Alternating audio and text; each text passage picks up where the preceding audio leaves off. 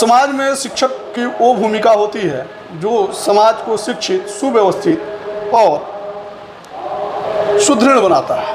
उसी कड़ी में बता दें कि हमारे साथ एक ऐसी शिक्षिका बैठी हुई हैं जो कि सेवानिवृत्त शिक्षिका है। हालांकि शिक्षक कभी रिटायर नहीं होते हैं और 10+2 की प्रधानाध्यापक पद से इन्होंने अपनी सेवानिवृत्ति दी है। साथ ही साथ अभी इनकी एक और ख़ास पहचान है कि एक राजनीतिक दल से जुड़ी हुई है। हालांकि वो जब राजनीतिक दल नहीं था तब से जुड़ी हुई हैं। जब प्रशांत किशोर जनसुराज पदयात्रा जब निकाले हुए थे उसी कड़ी में इनकी मुलाकात प्रशांत किशोर जी से हुई थी और उसी कड़ी में ये जुड़ी।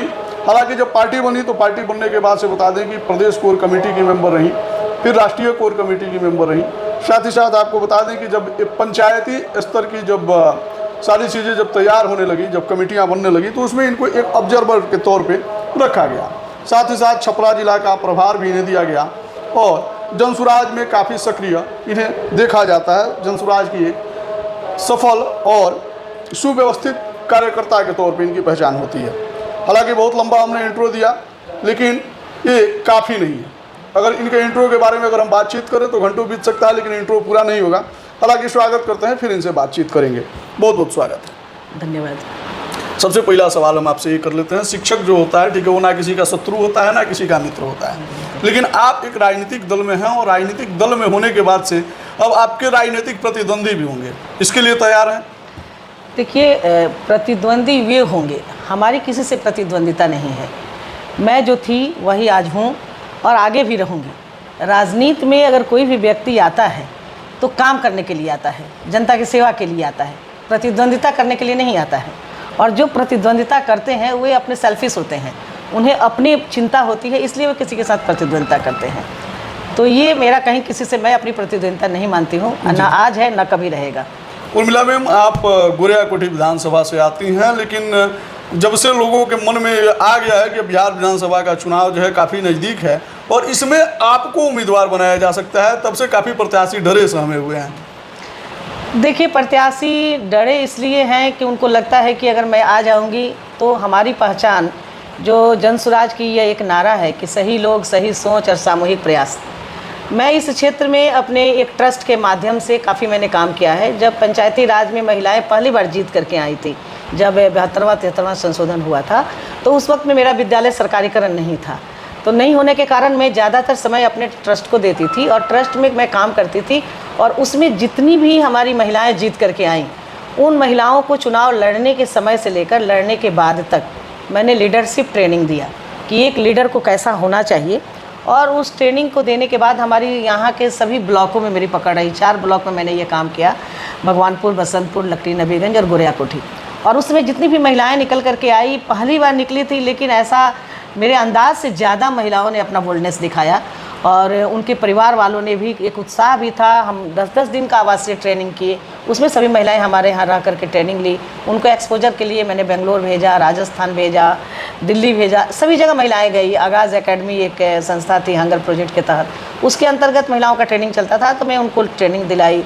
फिर मैं उन लोगों को लेकर बिहार से 57 महिलाओं को लेकर, APJ अब्दुल कलाम थे, राष्ट्रपति थे, तो राष्ट्रपति भवन भी उन महिलाओं को लेकर जाने का मुझे मौका मिला। तो इस तरह से काफ़ी मैंने इस क्षेत्र में काम किया। मैं CWS के साथ साथ ऑक्सफैम इंडिया के तहत भी मैं यहाँ के करीब 20 गांव में मैंने अपना संगठन खड़ा किया था, जिसमें 20-20 की उनकी संख्या होती थी। महिलाओं की अलग ग्रुप था, किशोरियों का अलग ग्रुप था, किशोरों का अलग ग्रुप है और युवा का अलग ग्रुप। तो इस तरीके से मैंने काफ़ी काम किया। हमारे यहाँ के युवा को मैंने उड़ीसा भेजा था और यूथ चैम्पियन के वहाँ से डिग्री लेकर के आए। मैंने खुद भी इंटरप्रेन्योर का ट्रेनिंग लिया और मैं करीब 500 इंटरप्रेन्योर को मैंने ट्रेनिंग दिया, उद्यमी बनाया। बसंतपुर में आप जाएंगे तो अधिकांश तो आपको 20-25 ऐसे ऑन रोड मिल जाएंगे जो मेरे इंटरप्रेन्योर है, जिस कार्यक्रम का समापन मैं यहाँ के जिला पदाधिकारी द्वारा कराती थी।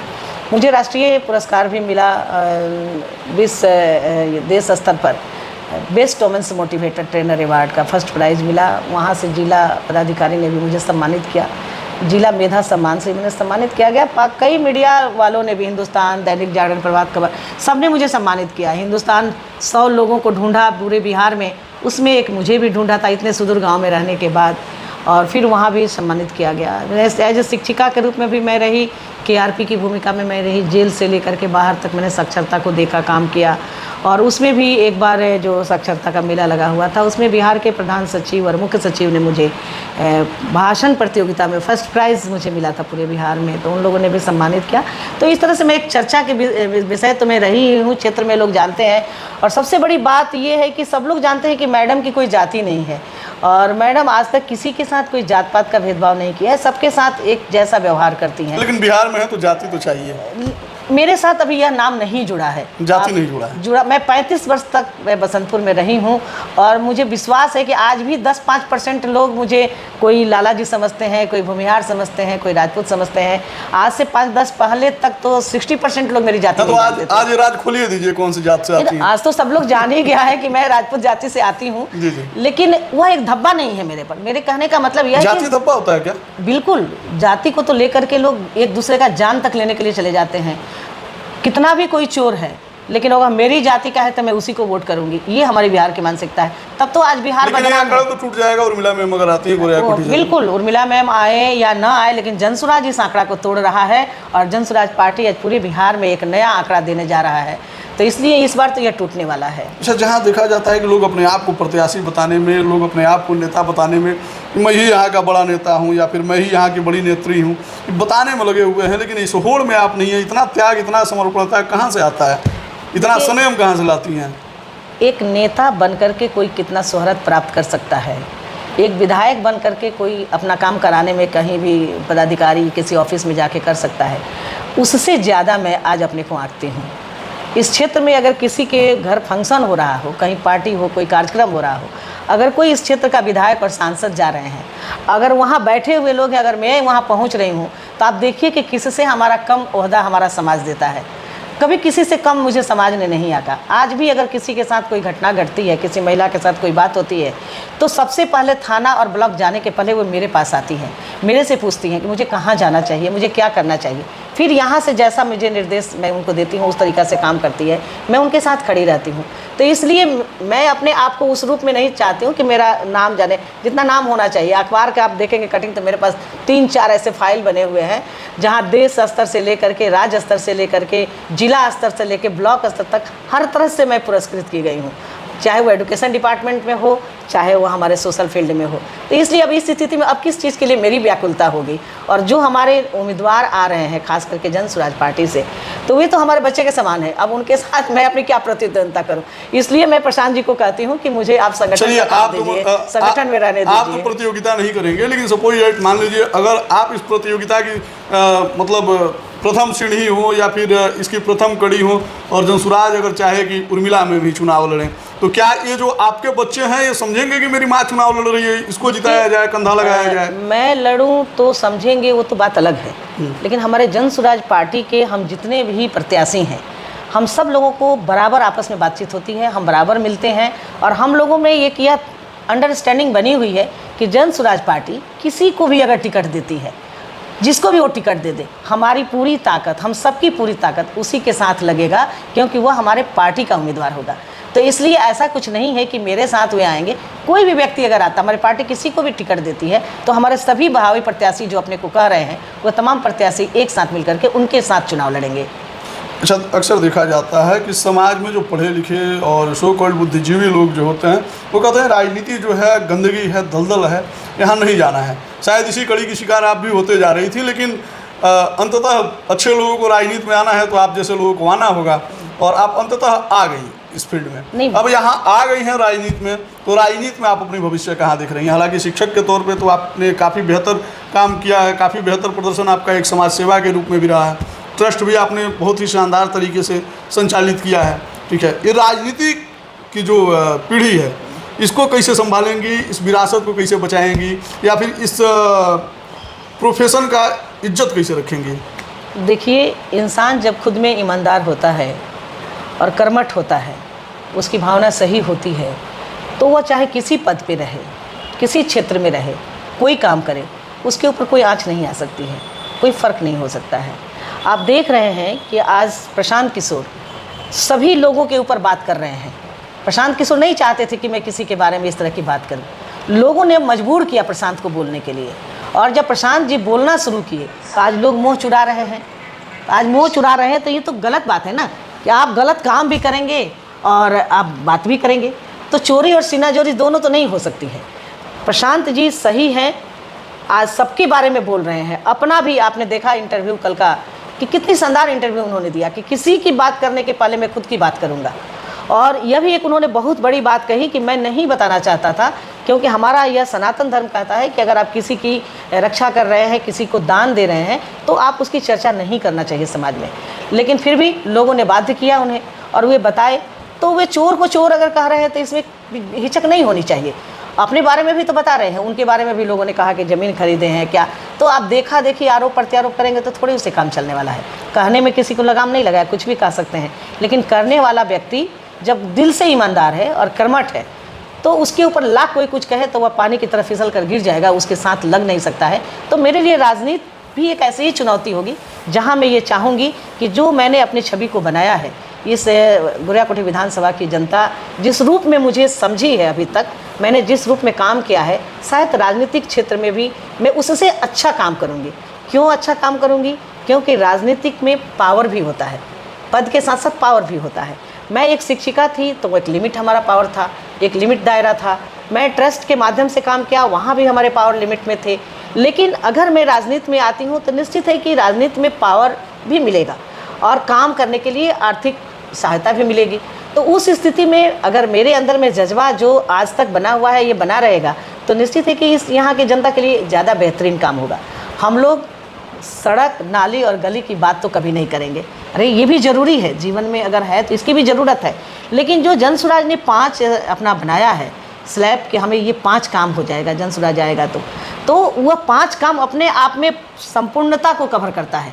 मान लीजिए कि अगर हमारा बिहार का बच्चा अगर शिक्षित हो जाए, शिक्षित मतलब डिग्री नहीं, शिक्षित मतलब शिक्षा, जैसे शिक्षा की बात करें, अगर नेतरहाट जैसा विद्यालय की कल्पना की गई है कि जनसुराज पार्टी की सरकार बनेगी, तो नेतरहाट जैसा विद्यालय सभी ब्लॉक स्तर पर बनाया जाएगा और एक ब्लॉक में एक विद्यालय होगा और वहाँ से 10 किलोमीटर की रेंज में सारे बच्चों को गाड़ी से लाया जाएगा और उनको उस काबिल एजुकेशन दिया जाएगा।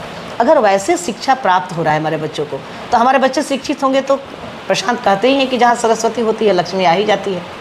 तो जब सरस्वती का वास होगा तो लक्ष्मी तो स्वतः हमारे परिवारों में आएंगे, बच्चों के साथ आएंगे।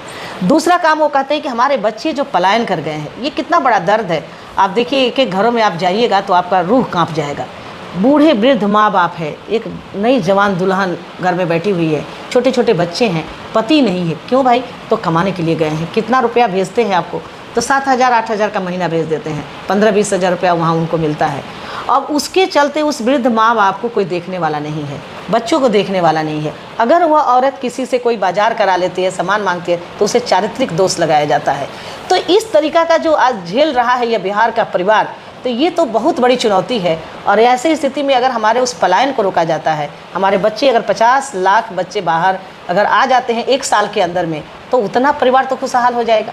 तो पलायन अगर रुक जाता है, हमारे यहाँ रोज़गार मिल जाता है, हमारे यहाँ शिक्षा सही हो जाती है, हमारे यहाँ महिलाओं को जो अभी नीतीश कुमार जी जीविका बना करके महिलाओं को दिखा रहे हैं, सब्जबाग दिखाते हैं और उनको लगता है कि शायद महिलाएं हैं, क्योंकि कल तक कुछ भी नहीं था। उस बीच में नीतीश कुमार ने बनाया जीविका, अच्छी बात है, महिलाओं को जोड़ा। लेकिन महिलाओं को जीविका से जोड़ करके, जीविका संस्था बना करके उनको कोई हुनर नहीं दिया, कोई ऐसा ट्रेनिंग नहीं दिया। अगर कुछ महिलाएं काम करती भी है तो उसके लिए बाजार नहीं दिया, कहाँ जाएंगी वे मार्केटिंग करने के लिए? तो ये चीज़ें नहीं दिया और वह एक दिखाते रहे। लोन लेना है, महिलाएं लोन भी लेती है, कहा जाता है कि 4% लोन पर हम उनको पैसा दे रहे हैं, लेकिन उनसे 18% ब्याज वसूला जाता है। तो कहने के लिए कुछ और करने के लिए कुछ है। हमारी सरकार अगर बनती है जनसुराज पार्टी की, तो वो 4% पर ही उनको लोन देंगी, 5 लाख तक का लोन। उनको हुनर भी सिखाएगी, उनके लिए बाजार की भी व्यवस्था होगी। अगर ये सारी चीज़ें होती है तो एक परिवार में समझ लीजिए कि इकलौता बेटा है, वो मैट्रिक पास है, बाहर नहीं जा सकता है, तो माँ ही अगर 5 लाख रुपया लेकर के घर में ही अगर वे लोग छोटा छोटा रोजगार कर दे। आज बिजली की समस्या तो है नहीं, छोटे छोटे गुजरात में आप जाइएगा तो देखिएगा कहीं नोट बन रहा है, कहीं नोट बल्टू बन रहा है, कहीं कुछ बन रहा है, कहीं रस्सियाँ बन रही है। तो ऐसे उद्योग तो हम भी अपने यहाँ खड़ा कर सकते हैं ना। तो अगर उस तरीके से अगर रोजगार उनको दे दिया जाए तो उनका पति, उनका बच्चा, परिवार भी एक पूरा रोजगार से जुड़ जाएगा। तो यह भी हमारी सरकार कहती है कि हम 4% ब्याज पर महिलाओं को रोजगार देंगे। तो शिक्षा हो गया, रोजगार हो गया, पलायन रुक गया। जितने हमारे वृद्ध हैं आज आप देख रहे थे कि आज 20 वर्षों से 400 से 450 नहीं कर रहे थे नीतीश सरकार वृद्धा पेंशन, लेकिन प्रशांत किशोर की आवाज़ उन्हें मजबूर कर दिया। आज हर जगह खाली रुपया का बोरा का मुंह खोल दिया है, हर जगह वे अनाउंस पर अनाउंस करते चले जा रहे हैं। भाई आप इतने दिनों तक 20 वर्ष तक रहे तो क्यों नहीं किया? आज 20 वर्ष पहले अगर ये सब कुछ किए रहते तो आज तो बिहार का नज़ारा कुछ और होता, लेकिन नहीं, कल चुनाव है, प्रशांत बोल रहे हैं इसलिए मुझे बोरा का मुंह खोल देना है। तो ये कौन नहीं जान रहा है कि ये चुनावी टंट है? तो आज इस तरह की जो स्थिति है, आज 2000 रुपया पेंशन की बात है, आपने 1100 किया, कुछ तो किया। लेकिन जन स्वराज पार्टी की सरकार आएगी तो 2000 अगर कही है तो 2000 ही उनको पेंशन मिलेगा। 2000 कही है तो 2000 ही होगा, 1998 नहीं होगा, एकदम 1998 नहीं होगा ये एकदम। चूँकि प्रशांत की कथनी और करनी अभी तक मैंने जो वॉच किया है, मैंने जो देखा है, मैं राजनीति से इतनी दूर थी, इतनी नफरत करती थी कि मैं तो राजनीति के मंच पर कदम मैं नहीं रखना चाहती थी। और हमारे जब मैं रिटायर हुई थी तो मेरे मंच पर सभी पार्टी के लोग थे, हर पार्टी के लोगों का इशारा था कि आप मेरे साथ आ जाइए। मैं एक शब्दों में कहा था कि मैं किसी पार्टी में नहीं जाऊँगी, मुझे राजनीति में नहीं रहना है। लेकिन प्रशांत जी की बात और प्रशांत जी बात ही नहीं, उनका काम, इस दोनों को देखने का मौका मिला और लगा कि नहीं, बिहार में शायद कुछ बदलाव की किरण दिख रही है।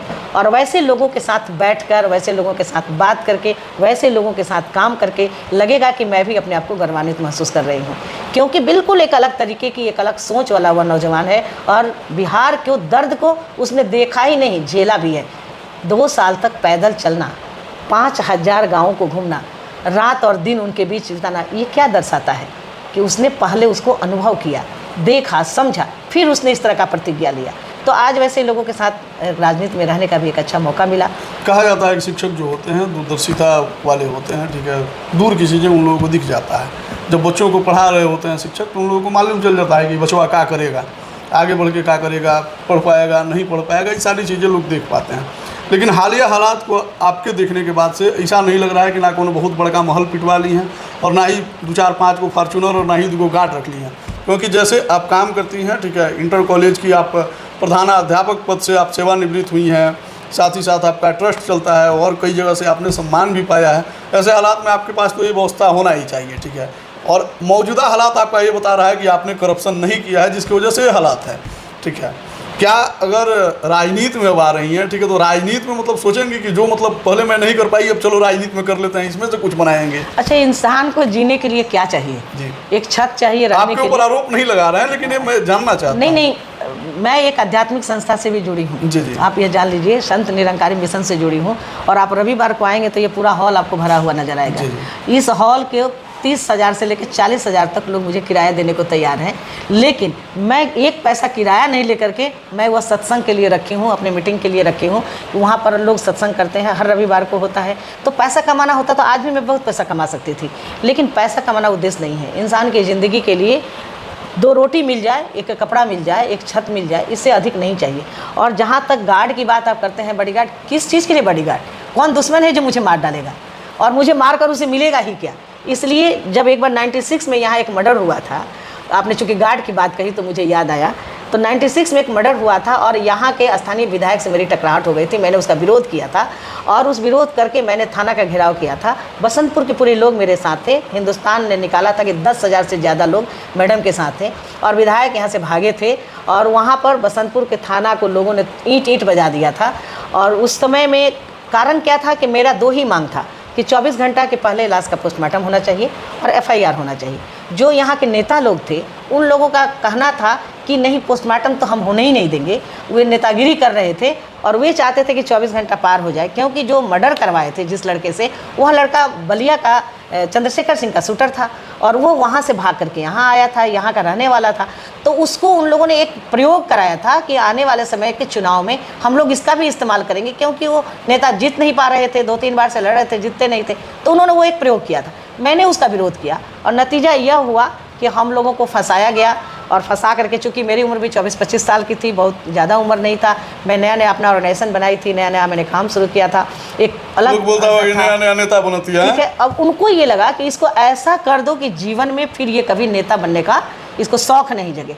और फिर उन्होंने मेरे साथ वाकयुद्ध किया, वाकयुद्ध में परास्त हो गए, जनता मेरे साथ आ गई, वो भाग गए अब उसके बाद उन्होंने राजनीति चाल चल दिया, चूँकि मैं राजनीतिक नहीं थी, मुझे वो सब नहीं समझ में आया और हम 40 लोगों पर मुकदमा हो गया, थाना को जलाना, तोड़ना फोड़ना, उसके घर पर भेज करके उसका घर तोड़वाना और फिर उस केस में हम लोगों को फंसाना, तो ये सब चीज़ किए। उस वक्त में वहाँ उस समय के एसपी साहब ने मुझे कहा था कि आपके ऊपर खतरा हो सकता है, इसलिए आप बॉडीगार्ड ले लीजिए, आप एक राइफ़ल का लाइसेंस ले लीजिए। मैंने हाथ जोड़कर उनसे यही कहा था कि राइफ़ल किसी की जान बचाता नहीं है, जान लेने वाला कभी जान बचा नहीं सकता है, इसलिए सर मुझे कोई राइफ़ल नहीं चाहिए। और बॉडीगार्ड की बात है तो मैं तो अपने लिए 2 रोटी की व्यवस्था करती हूँ, आपके गार्ड को मैं कहाँ से खिलाऊंगी, इसलिए मुझे वह भी नहीं चाहिए। मुझे बस कोई डर नहीं है और आपको जो देखने को मिल रहा है बात वैसी नहीं है, ये सब थोड़े दिनों की आंधी है, हवा है। उनको लग रहा है कि मेरे मनोबल को खाली तोड़ देना है, लेकिन मनोबल न तो उन्होंने दिया है और न वे मुझे तोड़ सकते हैं, इसलिए आप निश्चिंत रहे। तो मैं उस वक्त भी मैंने नहीं लिया था और मुझे कभी बॉडीगार्ड की ज़रूरत भी नहीं पड़ेगी। आज भी लोग कहते हैं अरे मैडम अब चुनाव का समय आ गया है, एक बॉडीगार्ड रख लीजिए ना, देख रहे हैं लोग ले करके घूम रहे हैं। भाई बॉडीगार्ड क्या करेगा? बॉडीगार्ड आज तक मारने वाला से बचाने वाले का हाथ लंबा होता है और वो हमेशा साथ रहता है। हम मिशन से जो जुड़ी हुई हूँ तो मैं उस ईश्वर को अंग संग देखती हूँ। मैं चलती हूँ तो पहले वो चलता है तब मैं चलती हूँ, तो मेरे साथ उसकी कवच है, तो मुझे कौन मार सकता है। इसलिए कभी भी इस सब चीज़ की ज़रूरत न पड़ी है न भविष्य में पड़ेगी। राजनीति क्षेत्र में आने के बाद भी अगर 5 रुपया सरकार की होगी तो कोशिश करूँगी कि 7 रुपये का मैं काम कर पाऊँ। जनता का सहयोग लेकर के जनता के लिए मैं काम करूँगी। इसलिए मुझे जो करप्शन की बात है उसका डर तो मुझे दूर दूर नहीं, न कोई गार्ड की ज़रूरत है न कोई इससे ज़्यादा की ज़रूरत है। अरे कहते थे लोग ना कि साईं इतना दीजिए जामे कुटुंब समाए, मैं भी भूखा ना रहूं साधु न भूखा जाए। तो इससे अधिक की क्या चाहिए। 2 भगवान ने बेटा दिया है, दोनों बेटा अपने पैरों पर खड़े हैं। एक हमारे पटना में जॉब में है बीटेक MBA करके, एक दूसरे हैं तो कंप्यूटर इंजीनियर करके दिल्ली में अपना व्यवसाय किए हुए हैं। बाकी कोई लायबिलिटी मेरे पास नहीं है, बस समाज के लिए कल भी मैं जी रही थी, आज भी जी रही हूँ। आने वाला समय ट्रस्ट के माध्यम हो, राजनीतिक माध्यम हो या फिर आध्यात्मिक जो संस्था है, किसी भी माध्यम से मैं रहूँगी, लेकिन वह सेवा की भाव है, सेवा ही करती रहूँगी। सेवा ही करती रहेंगी। बता दें कि हमारे साथ उर्मिला मैम थी और इनसे हमने बातचीत किया। तमाम वार्तालाप से मैं भी काफ़ी प्रभावित हूँ, हालांकि आप लोग तो प्रभावित होंगे ही, लेकिन अगर ये तो तारीफ़ वाली बातें हो गई। अगर कोई शिकायत हो उर्मिला मैम के बारे में कमेंट सेक्शन में लिखिएगा, अगली बार मिलेंगे तो उस पर चर्चा करेंगे। लेकिन तब तक के लिए धन्यवाद, दीजिए इजाज़त। जब बातचीत करेंगे तो बातचीत करते करते हमको लग रहा है कि 1 हफ्ता भी पार हो जाएगा, लेकिन बात खत्म नहीं होगा। तब तक के लिए धन्यवाद, मिलेंगे फिर कभी। Thank you.